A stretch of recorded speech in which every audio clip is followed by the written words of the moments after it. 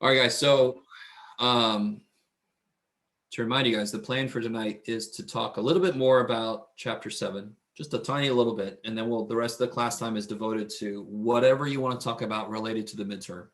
And we're going to go over some how the midterm is going to work, logistically, stuff like that. Okay. So, and before I get into it, I mean, does anyone have any questions from recent homework from Chapter 7? Okay, maybe everybody who had a question asked it in office hours already. Okay. All right. So let's kind of review what we know so far real quick. And then I want to do a little bit more, and then we'll get into midterm review. Let me check one thing here. Sorry. Yeah, it's been a funky day, man, with my Wi-Fi. All right, good. Just wanted to check it again. Looks like it's doing fine. I like it. Okay, so what have we done so far? So we have defined the 6 main trig functions. And yeah, there actually are more, but they're all basically based off of these. Some of them I didn't even know until like within the last couple of years, believe it or not. They're like ones that we don't use anymore, really. So I had never heard of them. Let me try to get this focused. Okay. So this is still from yesterday. Oh crap, well there it was.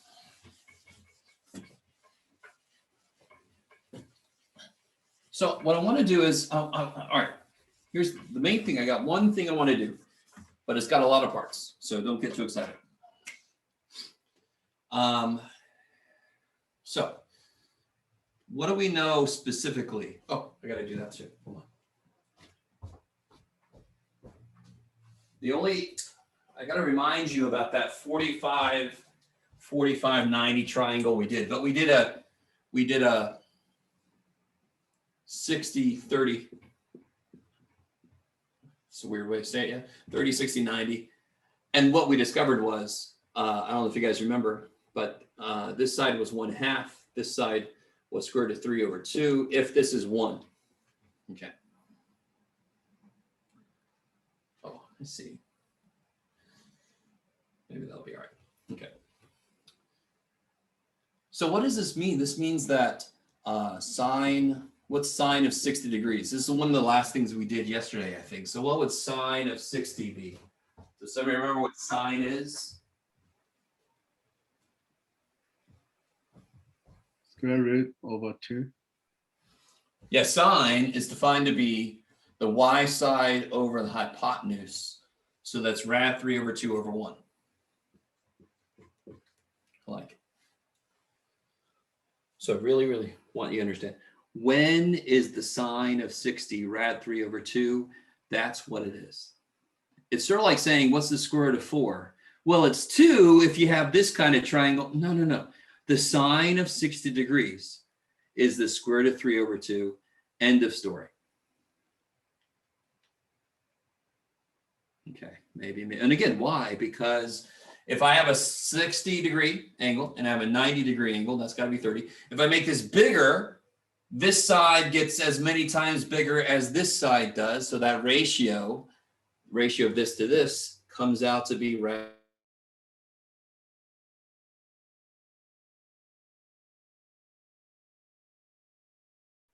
You're frozen. Yeah, he is. It's Is it- happening. Is it just him? Is it no one else? I'm not frozen, and I can see you. What's Oh, up? no. Oh no, I'm frozen. Not my Wi-Fi. Oh, I again. hear him. My internet is unstable again. Come on with this. That was weird because I turned around and my arm was still sticking up there and I was like, damn it. All right, give me a second, guys. Let me check I checked my Wi-Fi. Everything looked great. Cox said everything was fine. Google Fiber, why don't you save us? All right, let me see. Hold on. Check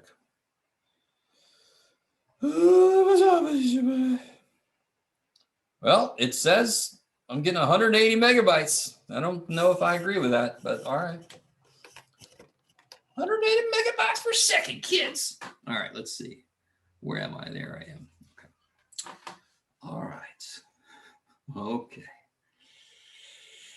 Please. All right. So cosine of 60. What is cosine like?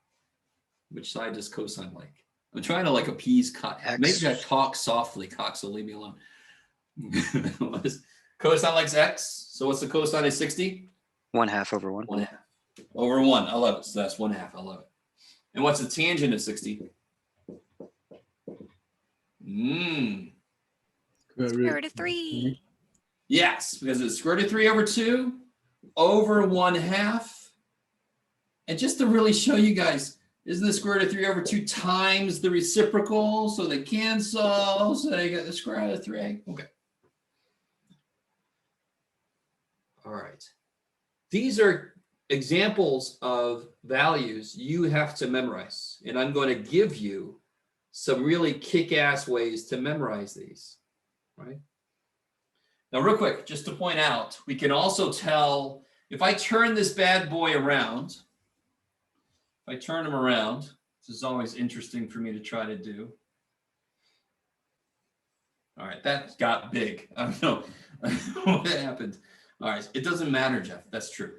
If I turn this around so that that's down here, and here's my 60-degree angle, here's my 90, here's my 30, here's my 1/2, here's my 1. Okay, now I can say what's sine of 30 degrees? So remember, I really want you to understand this. The angle has to be in the base for this stuff to make sense. Okay, so that's why I turned it around so that angle's in the base. What is sine of 30? What side does sine like? 1/2. Yeah, so it'll be 1/2 over 1. I really want you guys, it's a little bit, I really want you to remember it's always this over this, and this is 1, so of course it's just going to be that. But remember, it's got to be divided by the hypotenuse in general. Which again, just to point out, isn't sine of 30 equal to cosine of 60? Kick ass. And then what's cosine of 30?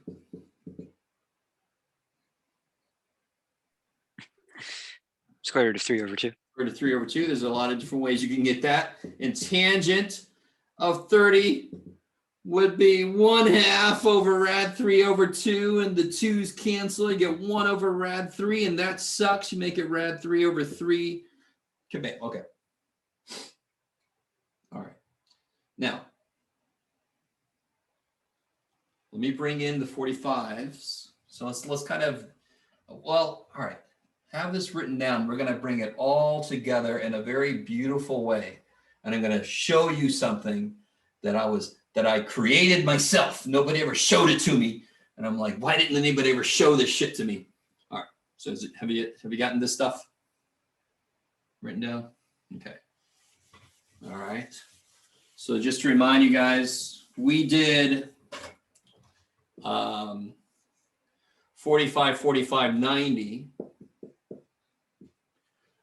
And what this comes out to be, if this is 1, this comes out to be rad 2 over 2, rad 2 over 2.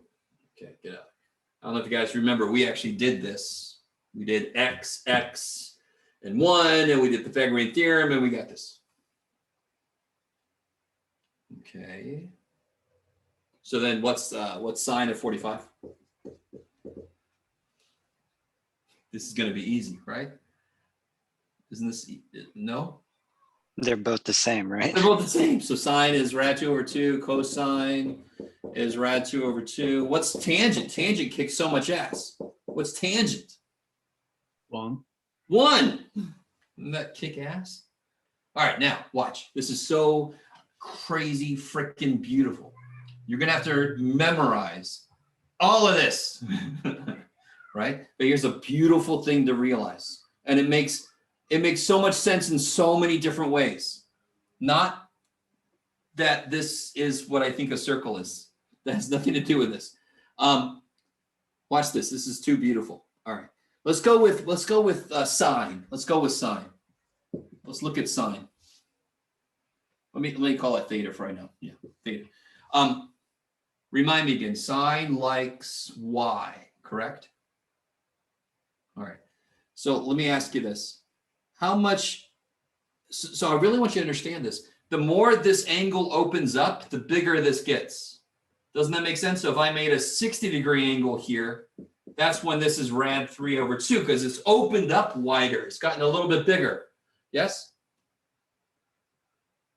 Okay, I like it. So how much y is here at 0 degrees? How much of this is in the y direction? Don't be freaked out. What do you think? None How of much it. of, huh? Is that? None of it. None. Good. So sine of 0 is 0. Sine of 0 degrees is 0. There's no piece of that that's in the y direction. If I go up to 30, now there's a little piece in the y direction, correct? Now stay with me. Stay with me. This kicks so much ass. So what's sine of 30? We figured that out earlier. You could do it. You could. What's sine of Rad 30? 3/2. No. Oh, sorry. It's 1/2. Yes. Now stay with. And then sine of 45 degrees is right there. Sine of 45 is rad 2/2. Sine of 60 is rad 3/2. Some of you guys might notice the pattern already.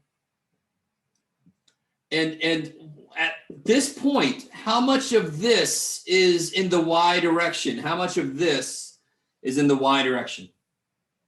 All of it. All of it. So what's the sine of 90 degrees? All of it. 1.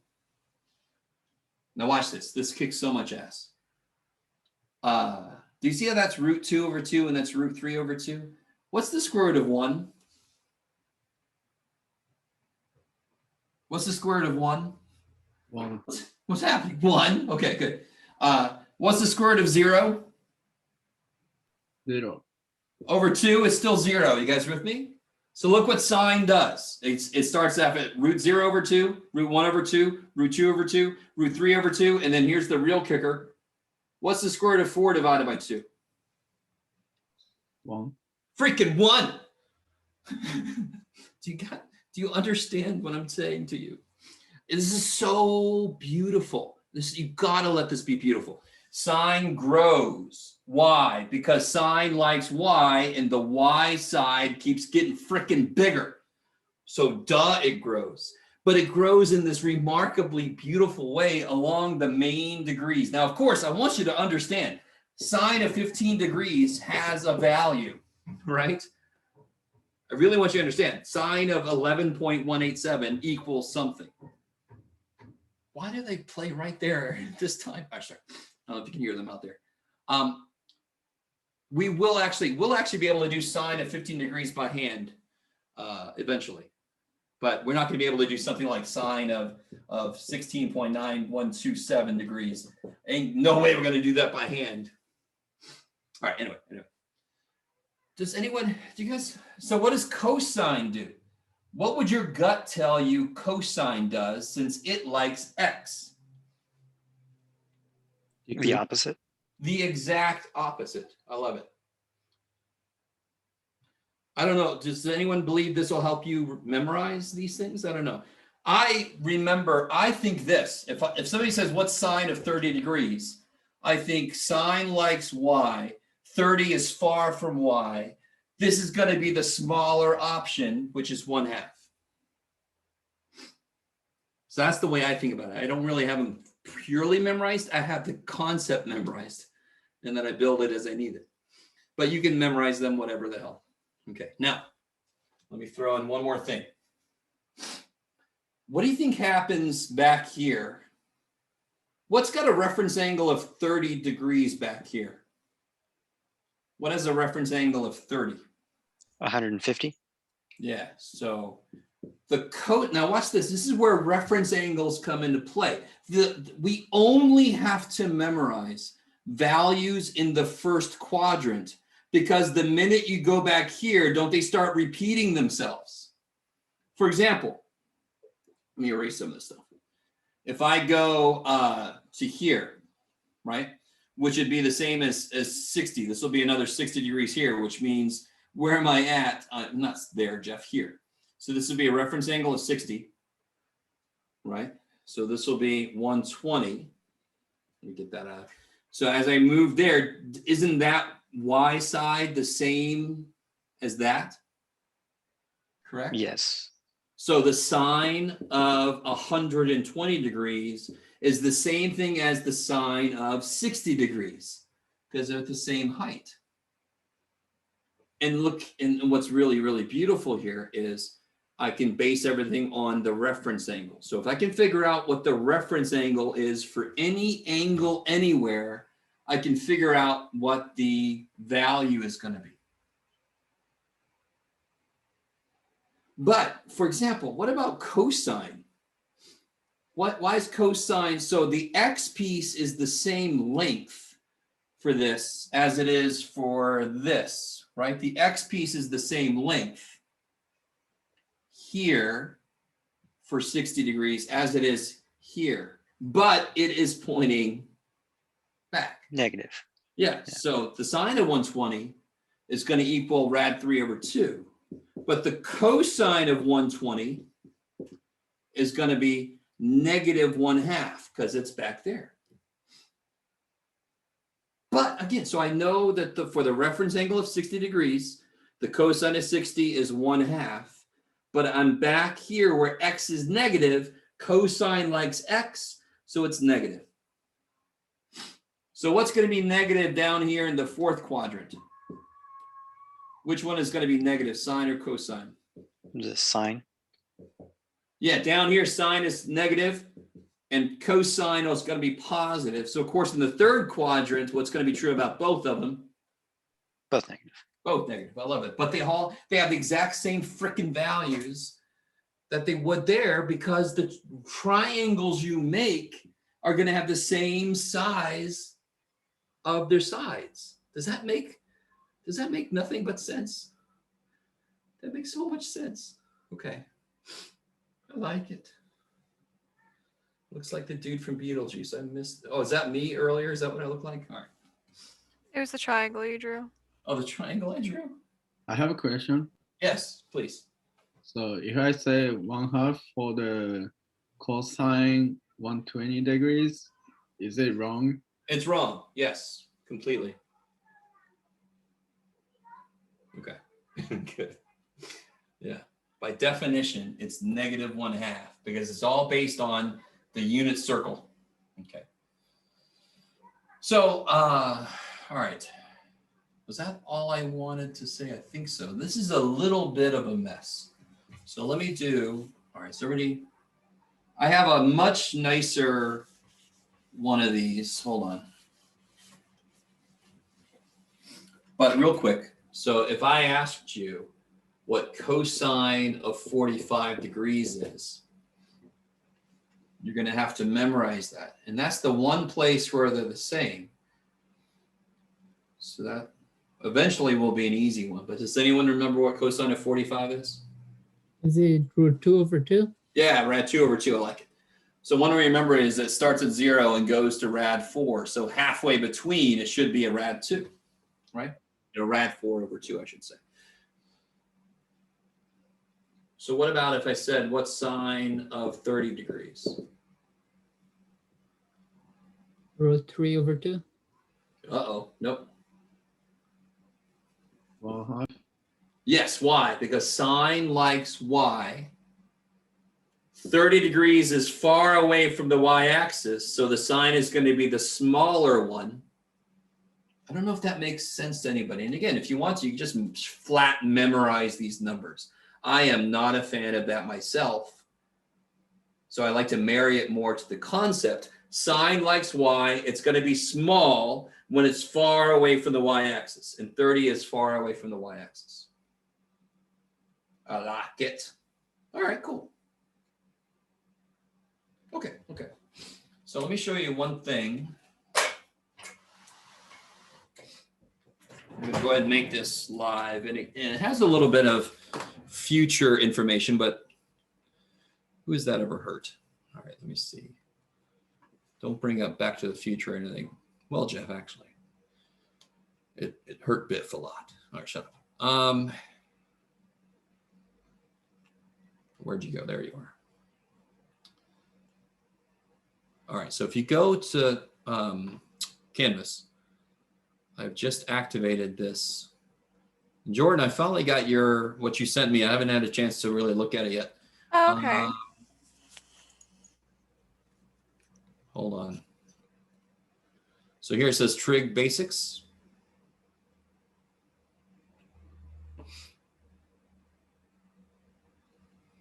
So here's basically,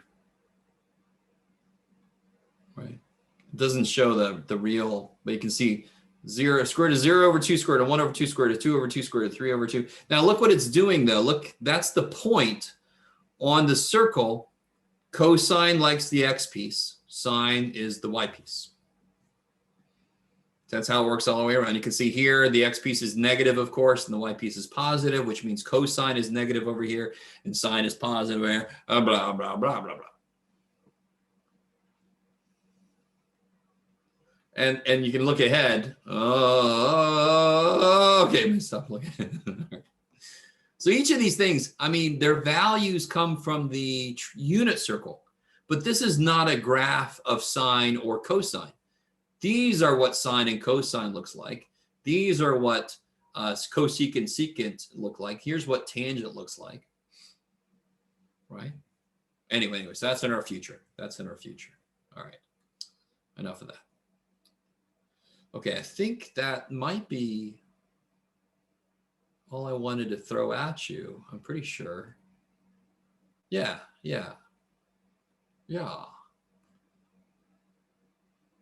Oh, let me do one more thing. Sure, Jeff, why not? Yeah, let me do this. Here's one more thing, and then we'll focus the rest of the time will be on review for the midterm. Just to kind of get this in your brain. This is kind of cool. So for a point on this unit circle, I'll just pick some arbitrary point. And actually, let's make it, well, screw it, Jeff. That's fine. The sine piece will be the y piece, and the cosine piece will be the x piece. So what is sine squared of an angle plus cosine squared of an angle?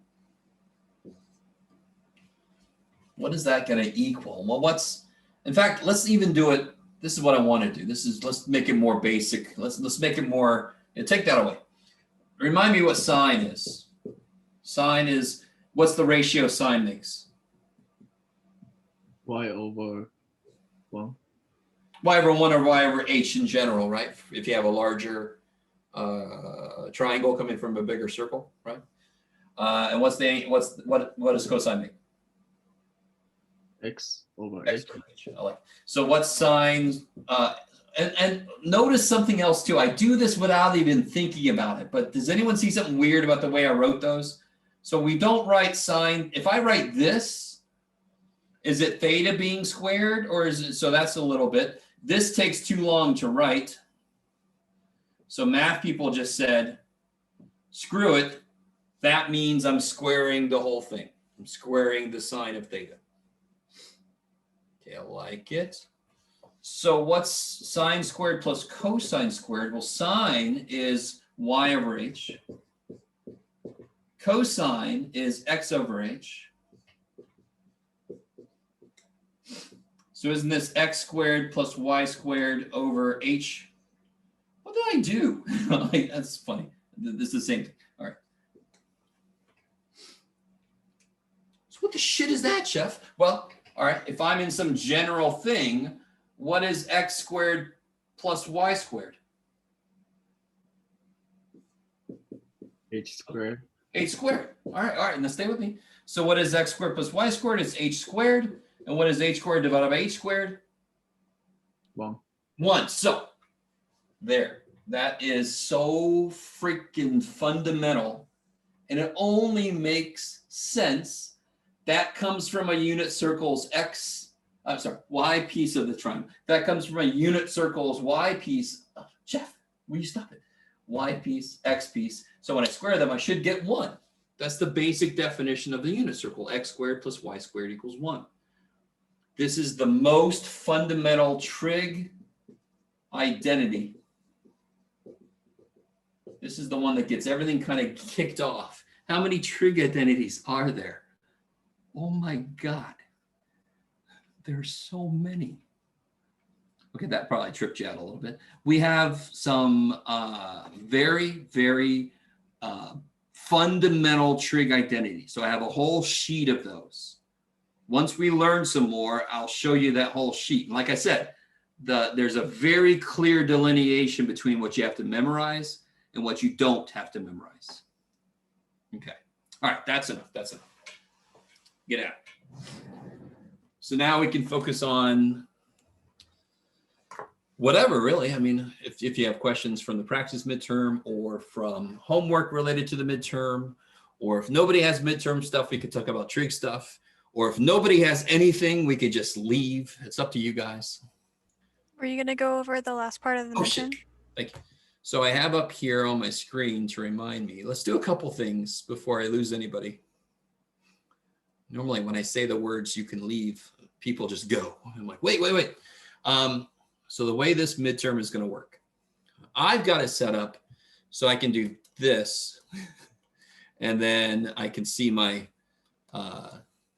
work area, and I can still see my laptop over there. So I could pull the midterm up, I could do work, and I can see that you're not cheating, right? If you're suddenly gone or something, or if you're like, what are you saying? Oh shit, then I'll see it. All right. So you have to be really creative. So I try, if you're going to cheat, be creative. You put some work into it. Or if you don't have an extra camera laying around like I do, you can use your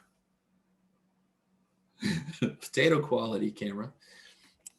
If I do it a little bit, I can still see the screen, but the instructor can see my work area.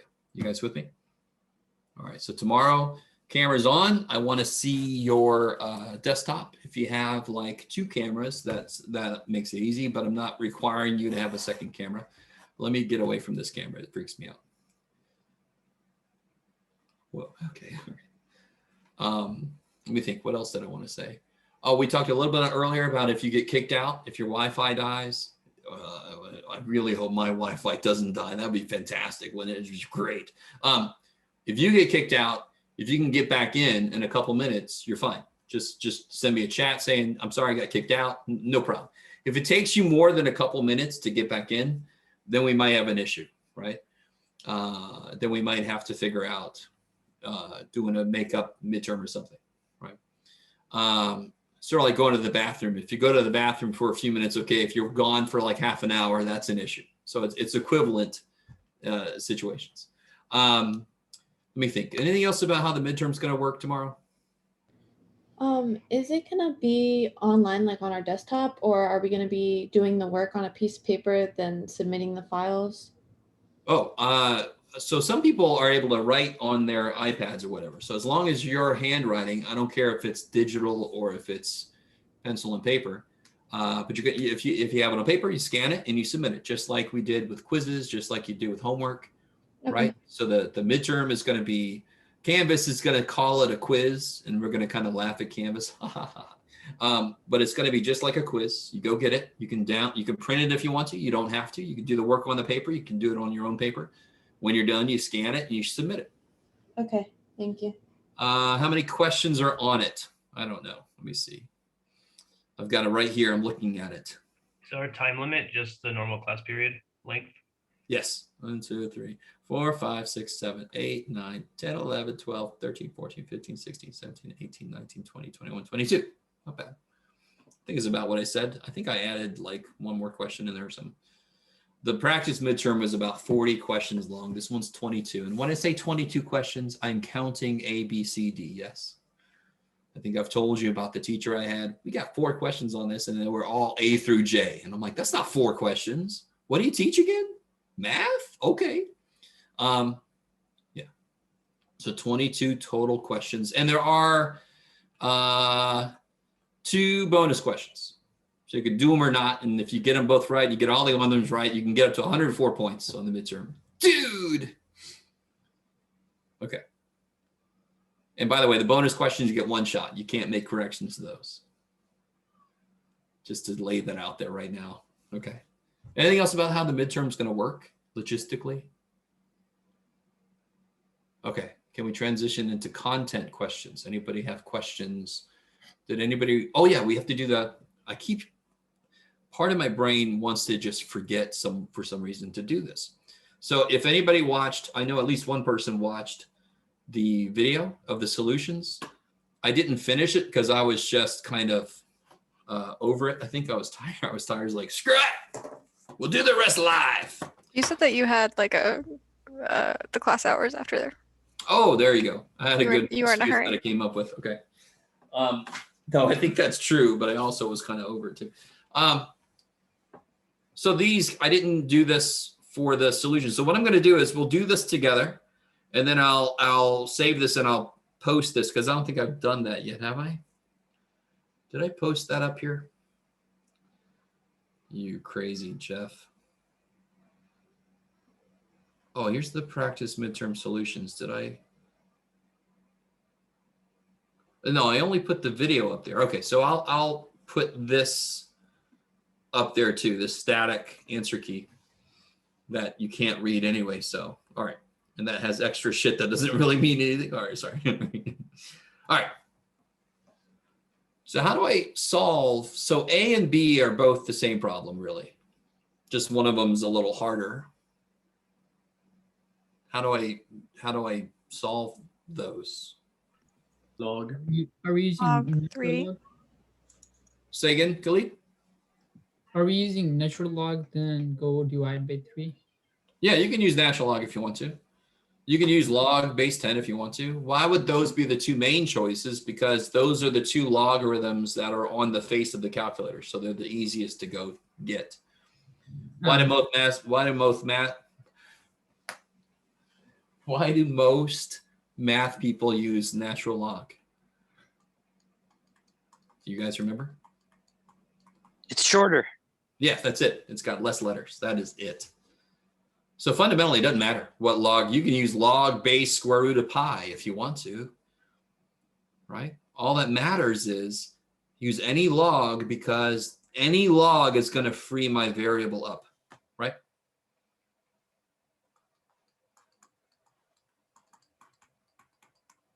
All right, let me stop for a minute. You really have to see. There's nothing about this specific problem that matters worth shit. But this is a problem where the variable is in the exponent. What do I do in those cases? The only function that will help me is a log function because it has a property where the power comes down.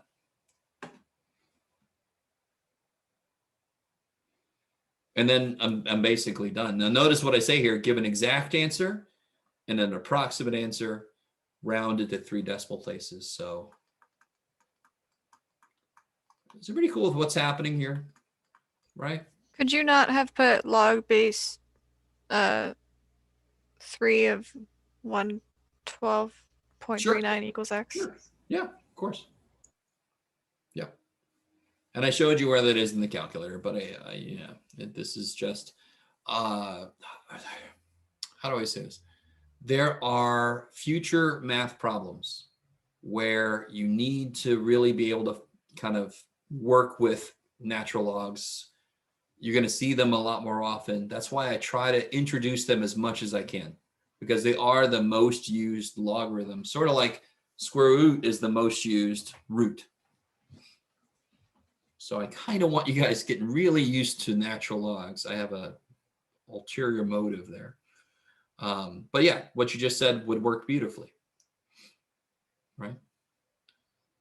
But the larger idea of applying a natural log to something to get somewhere is important.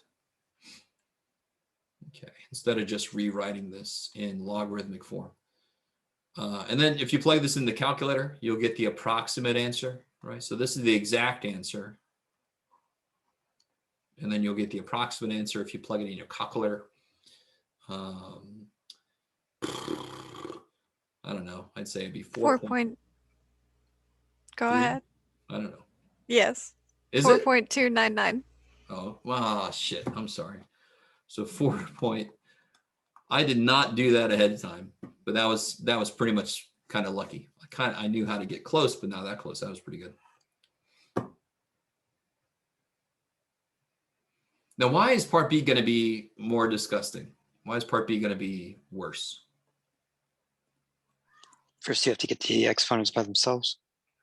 Yeah, one thing is there's two exponents with variables in them, right? So that's going to mean more to keep track of. It really is a bookkeeping issue. So the students, the worse your handwriting and organization is, the harder this kind of problem is. This is a purely bookkeeping problem. And I did give you a method to use if you want to. I don't know if you guys remember. But the very first thing to get us started is, what do? Natural log. Yes, and I'm going to say something kind of weird. I am not multiplying by the natural log. Some of you guys hopefully are like, well, yeah, of course you're not. But that is not what I'm doing right now. I am taking the natural log of both sides, sort of like taking a square root. You would never say I multiply by the square root. What? You take a square root of something, right? But I want to really get that in your head, because the more you allow yourself to say something like that, the more that I get somebody dividing by ln and doing some weird flipping shit. That doesn't make any sense, right? That's sort of like dividing by a square root symbol. What? Okay. The next thing people make a mistake about is, of course, I'm going to take this down, but that means that the whole thing is the coefficient now. So you really should write that in parentheses. So same thing happens over here. Now that I've taken a log, that can come down because it's a property of logarithms. I have no idea if anybody out there likes the method I said you could use here. Does anyone remember? Substitution. I feel awake, but I talk like I'm asleep. I'm sorry. Yeah, you can use natural log of 12.11 is a number. It's like 5. It's just not 5. It's just, something else. Natural log of 31%, same thing. So you could actually, if you want to, because it gets a little gross when you distribute this, trying to keep everything. So what I like to do is I like to say, all right, I'm going to call that A, and I'm going to call this one B. That just makes it so much cleaner. So when I do 2xa minus A, I'm really multiplying by this thing, because that's what A is. All right, now who remembers how to solve this for X? What do I need to do? Move all the x's to the one side. Yeah, so basically, I would really love it if some of you guys would get this idea. It's such a beautiful idea. These switch places. Because I would subtract, I'm add A. There it is, add A. Subtract XB. There it is. So see how they just switch places? Isn't that kick-ass? Such a beautiful thing. Okay. All right. Now what? Factor x.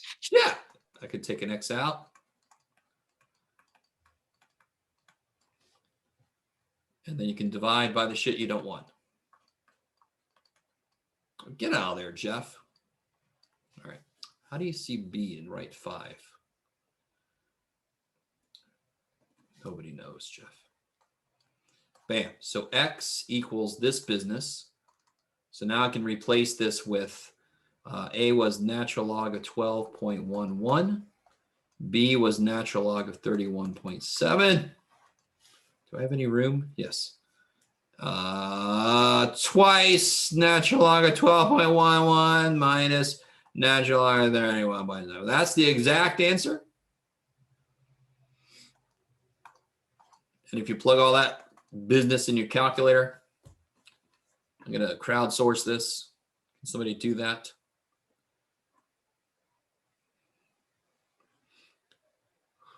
Minus 9.654. Wow, let me see. Did I expect it to be that? What would I expect it to be? Oh yeah, I got 2. Yeah, I guess it has to be something freaky like that. All right. Did anyone else get that same thing? Yeah, that might have to be that freaky, I think. I can kind of try to estimate what it's going to be from the equation itself.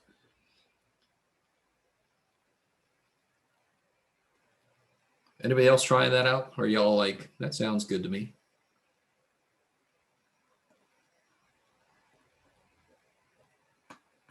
Or you guys doing okay out there? I'm trying. I accidentally hit clear instead of enter. Understand. Oh shit. One thing to really be careful about, and I always hate this about this, is when it opens a parenthesis for me for the ln, you've got to close it. You've got to close that parenthesis before you keep going, or else it's going to put everything inside of that one logarithm. So I wish to God it would not open that damn parenthesis for me. I'll put a parenthesis there if I want one there. Calculator. All right. Sorry. Wait, Rio, what'd you get? What did he get? I don't remember. -9. -9 point something. Oh, I got like 7.68. All right, let's see.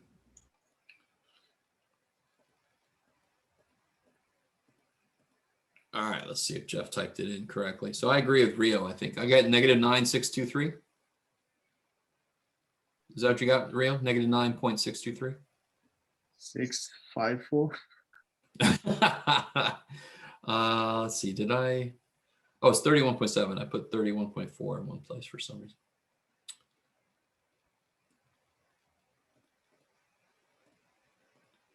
$654. Okay, so let me share this. Here, I'll own up to my mistake. So I put a 4 there for some reason.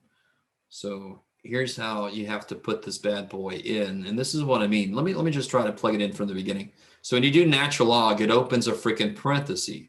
The other thing is the top has to be in parentheses because the calculator doesn't have eyeballs. So I got to say, oh, calculator, I'm about to put the top of something in. And it's like, okay, dude, natural log. And then see how it opened a parenthesis right there? I wish to God it wouldn't, because it's so easy to forget to close that. If you don't close it, everything else you type is also inside this natural log. Do you guys understand? That is so easy to do. It is so frustrating, which is why I want you to write the exact answer. That's what you get the most points for. And you're not going to lose a ton of points if you don't get the right approximate answer, because it's so easy to just mistype something. I can understand. Jeff, just get out of there with that. I don't know why I just don't want it. So see, I closed that parenthesis and then I had to close the top parenthesis. Does everybody understand? So you see, open, open, close, open, close, close. Okay, so everybody's got a buddy.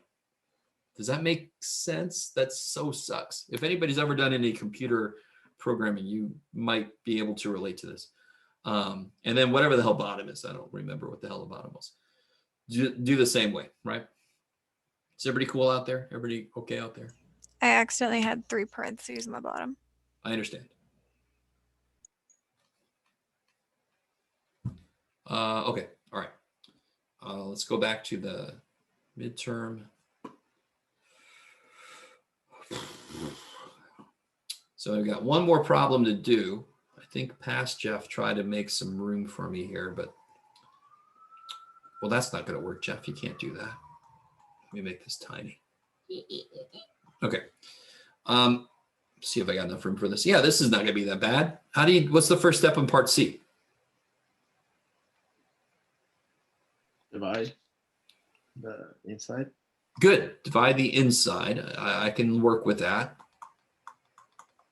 because I'm subtracting. And when do I subtract powers? When I was dividing the stuff. All right. Now that I've got it all consolidated into a single log, what can I do? 3 squared. 3 squared equals that business.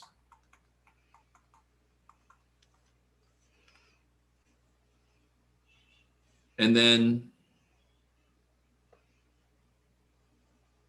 So for x. that helps out a lot. Just get the answer now, Jeff. Oh, okay. Thanks for helping. So the beautiful thing about equations is most of the time you go, man, I wish the equation wasn't written like this. And then you just make it not written like that. I really hate that this has a bottom. Okay, kill the freaking bottom. Kill it. Just kill it. The freaking bottom is dead now. Die. All right, well, that was the right thing to do. I mean, I don't know if you guys, that works a lot in a lot of equations. I wish that part didn't look like this. All right, do something to make it not look like that. That probably is a good thing to do. Not always, but these are not life lessons, by the way, right? Yes. Could you scroll down a little bit? I just wanted to finish the calculator thing. Sure. And I think this was negative 9 point something. I can't remember now. So I have a question for this. 654. Let me put that down there before I forget. For which one? Sorry. The last one. So Part B this year? part C. Part C, okay. So if you get the answer for x, then if the answer is less than 0, No. Nope. that's no solution, right? Nope. Careful.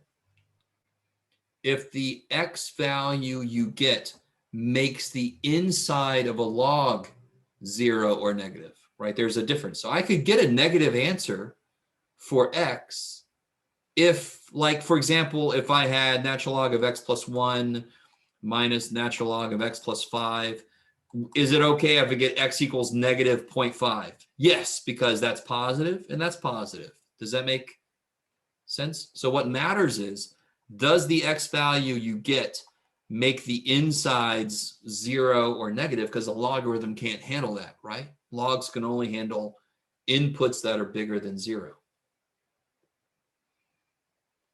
Okay, this is my double hopeful. Sorry.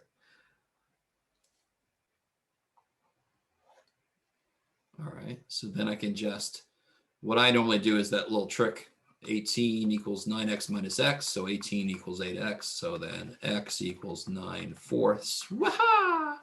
And does that make anybody, so that's fine, that's positive 9/4. 9/4 minus 2 is 1/4.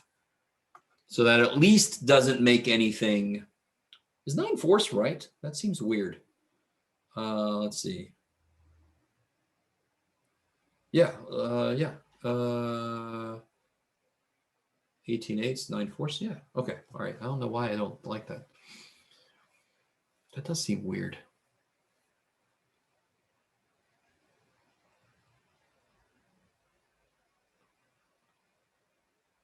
All right. I don't know what I don't like that, but maybe it's right. I don't know. 9/4 over 1/4. Okay. Yeah, that's fine. That's fine. I'm sorry. All right. I caught back up. It just wasn't what I was expecting. I think when I made this problem, I made it have a different answer, but I must have set it up wrong. So now it's got that answer. Okay. All right. Is that okay, guys? So with most logarithmic equations, you're trying to get the logs consolidated because then you just have to rewrite it. And then you're back in pure algebra, right? This is just a pure algebra problem. No. Okay, maybe. So I'll save this. Let me see. Oh, look at all that I got. Save. I know it exists. Replace it. Okay. All right, guys. So now it's wide open to whatever you would like to look at. We could look at other problems from the practice midterm. We could look at homework questions. We could look at. I have the same question from earlier. Yes. Chapter 7.1. 69. Oh yeah. Okay. That's like do you use sine cosine thing for this question?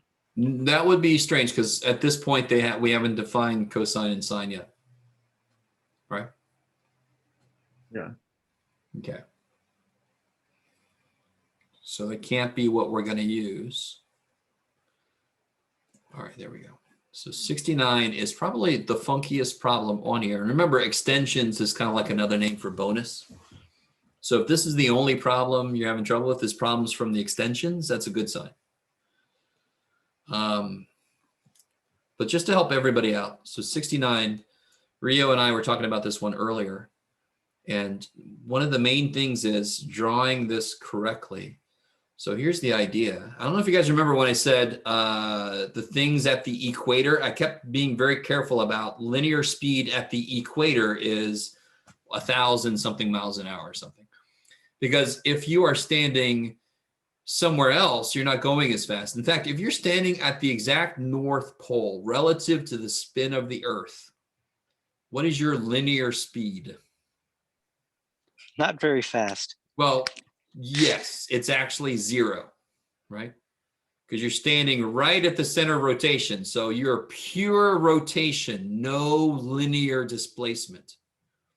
So I want you to really understand, if somebody's standing here, and this might be drawn out of scale, I don't know, or this is one of them giants. This is one of them giants, right? As the Earth spins, this whatever this is moving linearly, right? It's moving. So there's a linear velocity. The higher of what do you call it? Come on, you get that. The higher your latitude, right? And remember, the way to remember latitude, longitude is latitude makes ladder rungs.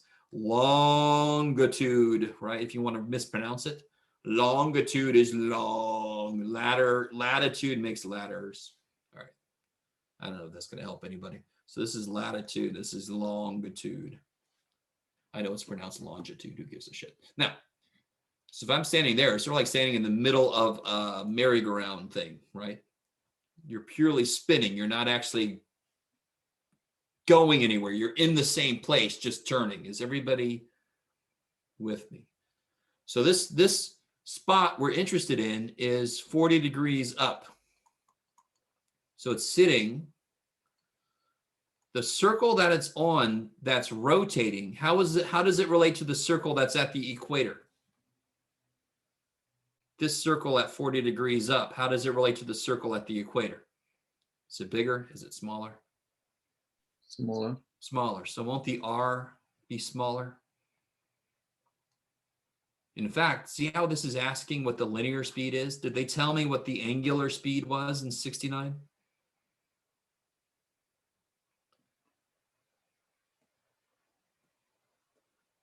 Yes. Yes. And I know how linear speed and angular speed are related. So if I could figure out the radius for this smaller circle at 40 degrees up, if I could figure that radius out, I'm done. So what I've done for you is, I know my drawing really sucks, but hopefully it makes sense. Obviously, the slice through the center of a ball is going to have a larger area. It's going to be a larger circle than the slice up here near the top of the ball. Does everybody agree? Of course it will. So this circle is smaller. It's got a smaller radius, which means it's going to have a smaller linear speed. So what's the radius at the top? So here's the circle not quite at the top, very small. So at the very top, what's the radius? 0. So what's the linear velocity? 0. Okay. Anyway, that's all I'm going to say. Some of you guys are like, oh, good. I'm just as lost as before you said anything, Jeff. Thank you so much. But oh, well, I'm sorry. Hopefully, I mean, now at least you have a goal. Figure out the radius for the smaller circle that this person is rotating in. If they're standing at 40 degrees up, they are rotating in a smaller circle. There's actually a lot of weird physics implications of that, but oh, I'm not going to go into that.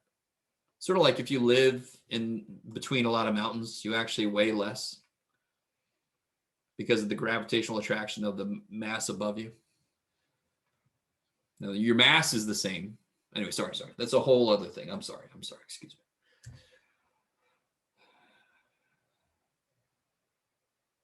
Anything else besides really funky kind of bonus questions? You guys doing okay out there? You guys ready for this? Are you guys going for tutoring? Have I told you officially? I mean, I don't know why I didn't necessarily say this semester, but do you guys know I can see the list of people who've gone for tutoring, and that I use that information at the end of the semester to give fudge points to people that are really close to the next higher grade? Like if you get a 69.4 average, but you went to a lot of tutoring, I might bump you up to passing. Do you understand? So basically, I always do that. It's kind of awesome. So you should just go to tutoring because it's good. It helps you. Has anyone gone to tutoring this semester at all? Anybody? Do you guys understand tutoring is still happening and it's relatively simple to do? Do you guys know how to get to the tutoring? Let me see, somebody's chatting at me. Oh, okay, somebody goes every Friday. What do you think about it? I guess you like it if you're going every Friday. If you would have hated it, you would have been like, I'm done after that first Friday. Just to remind you guys, I'm not trying to pawn you off to somebody else, because you know you can come to my office hours and all that kind of stuff. But in case you're tired of listening to me talk, and I don't blame you. Do you consider if I just come in office hours every time? Well, that I kind of remember people, if they're coming, and that might get in there in the fudge factor. You're right, but it's not an official thing, right? If somebody's always coming there asking good questions, I mean, that probably sneaks into my thought process also. All right, here we go. Everybody get ready? Everybody with me? If you go into Canvas, do you see the very first frickin' module? I wonder why this is the first frickin' module, because it's how you get help. Here I am, right? Here's the tutoring, and then here is mental health resources, which is always important, but especially now it's important. So you can click there if you want to see what Grosswan can do for you for free. Here's the tutoring. And there's just some links, right? So from 10 to 8, I got to remember if they've updated these times now, but from 10 to 8, Monday through Thursday, Friday, 10 to 3, you can click on this link. It opens up a Zoom session. There is a greeter who puts you into a room based on what you need help with. So you're going to get put into a room with other people in pre-calculus. And then you can say, I got Waller. Anybody got Waller? Nah, he sucks. Oh, man, look what he made us do. Holy shit, dude. And then the tutor will come in and they'll help you. Right? So this is just a drop in. You don't need an appointment for this. You can also make an appointment if you want a tutor just with you. You with me? And then the tutor can be there with you, the 30 to 60-minute increments, up to 2 hours a week, and blah, blah, blah. So you have a separate link for that. This is the link you would go to make an appointment. Everybody with me? So drop in tutoring, and there's the link to make an appointment. When did I put this link up, this whole thing up there? Well, before the first day of class, and then I talked about it, and everybody forgot. But, you know, it's okay. I'm used to it. All right, anyway. So let me know. Let me see. Is that okay? Is everybody, did that make sense, everybody? I mean, I just ask all my questions in the office hours. Yeah, of course. You could do that if that works. My statistics students asked me if I would make a Zoom session so that they could have a study group. So I would make them a Zoom session. They would actually meet right during this class. And then when I was done with this class, I would go in there and say, do you guys have any questions for me? And they're like, no, we're doing okay, or whatever. And so that's another option for you guys. If you have a Zoom account, you can get a free Zoom account. I think you can have 40-minute meetings with 3 people, if I remember correctly, or maybe it's better than that now. I don't know. But you can actually set up Zoom sessions with other people. You guys, is this making sense if you want a study group? Anyway, so the bottom line is you got to kind of you got to take a step, and I will meet you, right? If you don't take a step towards me and ask, hey, can you set up a study session and put out, say, hey, who wants to be there at 6 or whatever? I can't do anything for you. You got to take a step towards me, and then I will help like crazy. Oh, there you go. Paul's got unlimited minutes on his Zoom, so maybe he's the one to hook up with a study session creation. Anyway, you don't need to if you don't want to. If you get everything you need already, great, fantastic. I just feel like maybe some of you aren't getting everything you need already.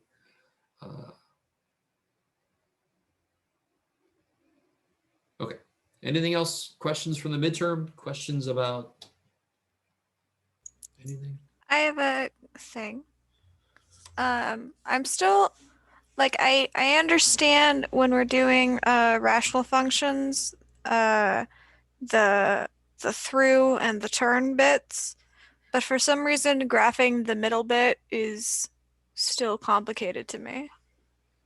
So like the what was it? Number There's 12 on the midterm, if that's what you're asking. Yeah. Yeah, 12 is especially funky with the, because that's a rational function with the asymptote. I mean, we could do a quick example if you want to. I mean, I would just getting the shape down in the middle is really like, is it just based on the through and the turn, or is there some other? This here. Yeah. The middle, so if it's like here and then there, it has to be looking a little cubish. Do you see what I mean? Sure. Because it has to be coming down, and then it's got to get over here, and then it's got to be going down again. So it's almost, that's the only option for it. So in my head, it could also be, I mean, I don't know the math behind it, but if I look at that point on the y-axis, I think that could potentially be like a vertex for like a parabola. Oh. So I'm trying to figure out like what is, all right, now how look, do I know what the right shape is? There's checks and balances. Is there an x-intercept here for it to come back up through? No. No. Okay, that's dead, right? So it's got to go. And I know here, I didn't say this here, but you see how this is a odd multiplicity on the -3? Mm-hmm. So I know it's got to go through. That's how I knew it started up here, by the way, right? So on the actual midterm, I'm gonna tell you to find at most 3 points to help you. So one thing you could do is figure out what f in -7 is. Do you see what I mean? To see. So you know it's starting up here. But I didn't need that because I know it's got to go through this, and I know it's got the y-intercept there. So if it started down here and it goes through, well, I'm screwed because there's no way to get here. But I mean, again, if you're really, really worried about the shape of this, there's not, I mean, it definitely isn't going to look like, no, I don't want to do that. All right. Get out of there. So what is some other possibilities? Is it going to look like this? Well, why do I know it's not going to look like that? Because it's got to slam up against this asymptote, right? So I know it's got to be slammed up against the asymptote, and then it can pull away from it, right? And then it's got to go through this, then it's got to go through that, and then it's got to, slam up against. So there's very, very few options for how that thing can look. Now, what would have to be true about this if I had a y-intercept up here and I started up here? It'd have to be even multiplicity so I could turn there, right? Does that make sense? Okay, so there's a lot of checks and balances to this. One big one, and one that I think a few people don't, what's the right word, value as much, is when they do something like this. Well, that's really bad because I just went through the freaking asymptote.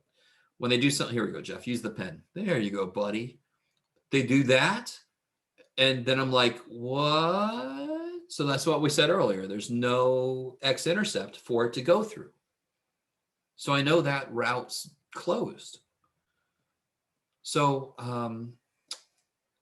it's really a question of what options do you have? But again, I'm going to tell you, you can pick a few points to help you graph. So you can be smart about what points to pick. Here I picked 4 and -9 because I didn't have any information out here or back there. But then you could pick a third one in here somewhere just to really anchor what this is going to look like. If you want to, yeah. Let me see. I gotta now resave this. Blah, blah, blah, blah, blah. Okay. Oops, just save. Save. Thank you. Anybody else? Anything else?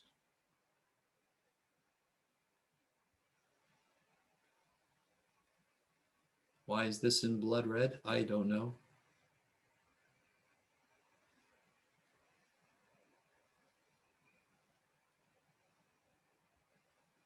Is anyone overwhelmed by how much there is on this? Is that a dumb question? I mean, if your answer is not yes, then I don't really understand you. There is a lot on here. There's a lot in this class. But that might be why it's 6 freaking units, right? So you gotta, from the beginning, you knew this is gonna be kind of intense. 6 units of a class, it's crazy. But you also have to trust in yourself a little bit. Hopefully you're absorbing math stuff. So you're not going off of pure memory when you're hitting a problem. I mean, that's not the best way to be. You got to get a feel for some of this stuff. Anyway, I don't know how helpful that was.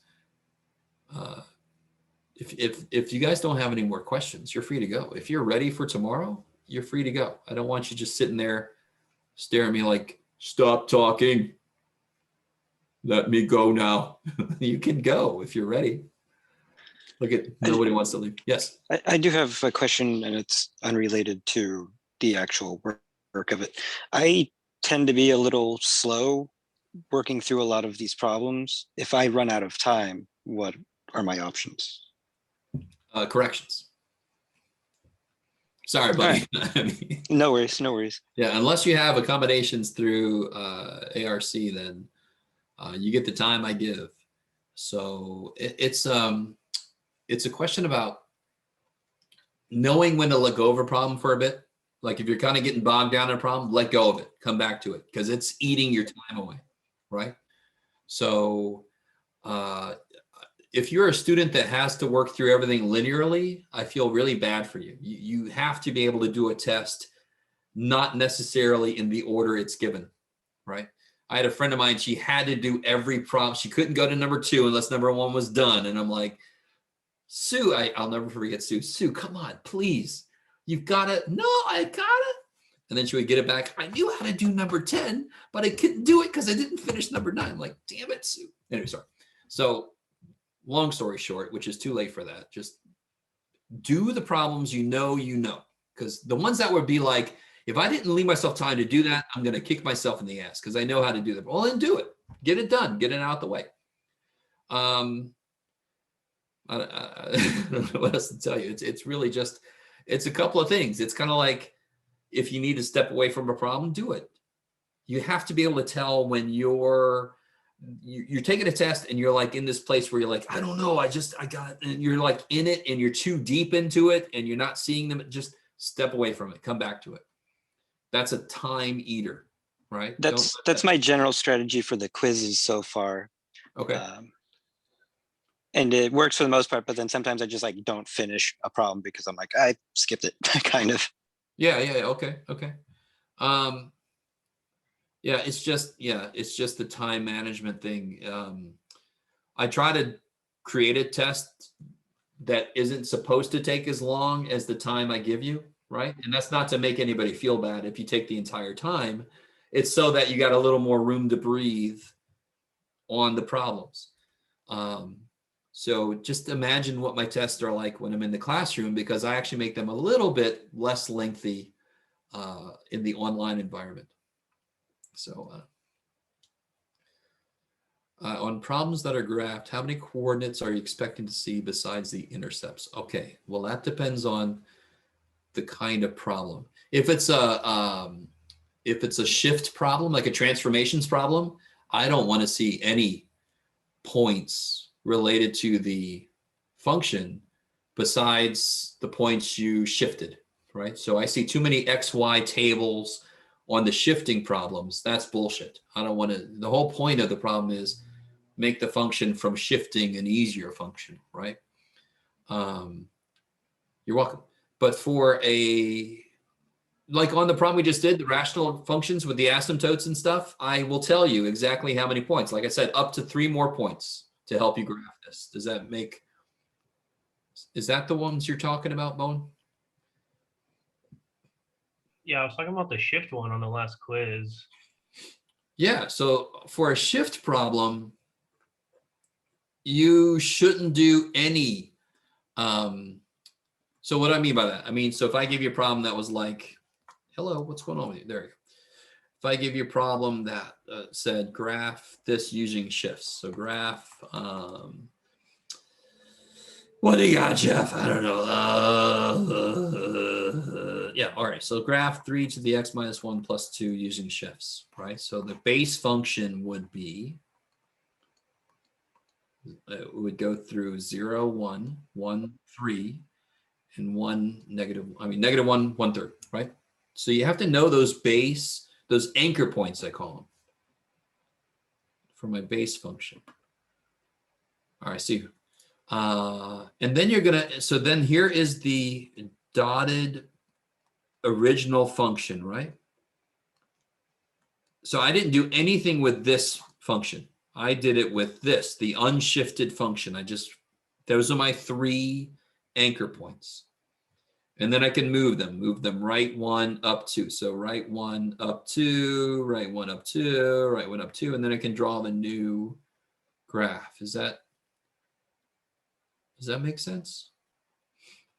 So I wouldn't mind if I saw like a little thing over here, like you write the non-shifted function and you have a little thing like this. That I could live with. But I don't want to see a damn thing plugged into this guy, because you're supposed to get his graph by transforming the unshifted graph. Does that make sense? Yeah. Okay.